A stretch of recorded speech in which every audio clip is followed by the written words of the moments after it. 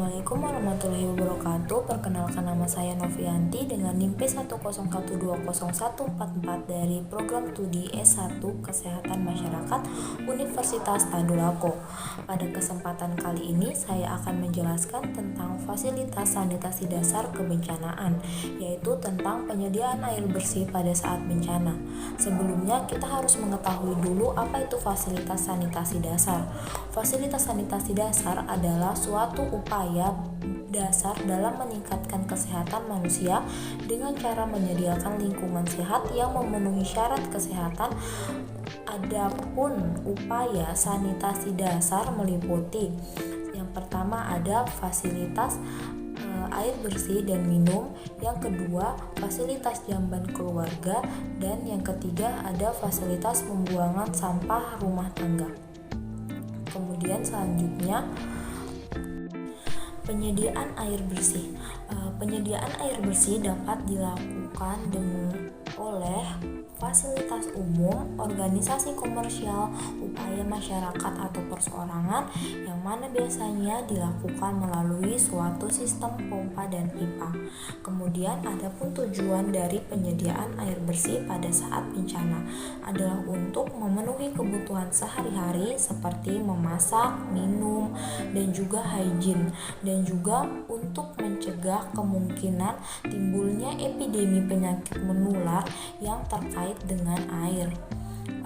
Adapun masalah air bersih saat kondisi bencana seperti yang pertama yaitu terganggunya sumber air karena kualitas air berubah menjadi keruh atau asin. Misalnya pada saat bencana tsunami, air akan asin karena adanya intrusi dari air laut. Kemudian ada beberapa bencana yang dapat menyebabkan hancurnya sistem perpipaan, misalnya pada bencana gempa bumi yang kemudian berdampak pada rusaknya instalasi pengolahan sehingga akan berdampak pada terganggunya sistem distribusi dan menyebabkan ketersediaan air di daerah pengungsian menjadi langka.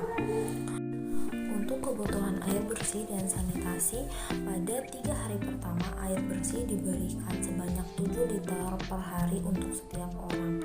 Setelah terjadinya bencana, untuk kebutuhan makan, minum, dan lain-lain. Kemudian untuk hari keempat dan selanjutnya ketersediaan air setiap orang setiap harinya itu 50 liter per hari.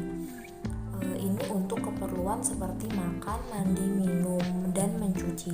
Kenapa pada 3 hari pertama hanya sebesar 7 liter saja setiap harinya? Karena pada saat itu sumber daya masih sangat darurat sehingga pemakaiannya hanya untuk keperluan terbatas saja. Pada saat bencana ini ada 3 sumber air bersih.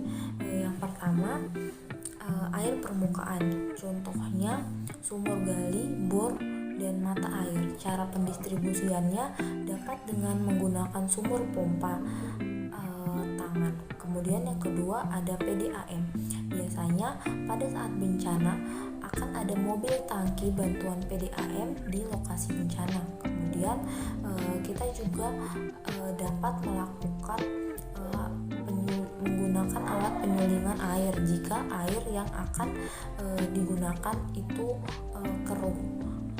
Kemudian yang terakhir ada cara pengelolaan air bersih di lokasi bencana. Yang pertama, penampungan.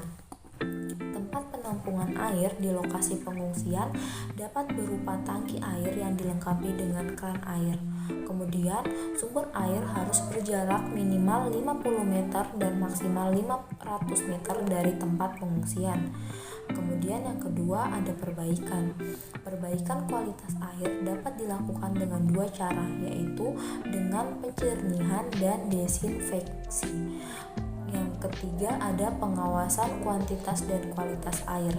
Hal ini dilakukan pada awal pendistribusian dan dilakukan secara berkala.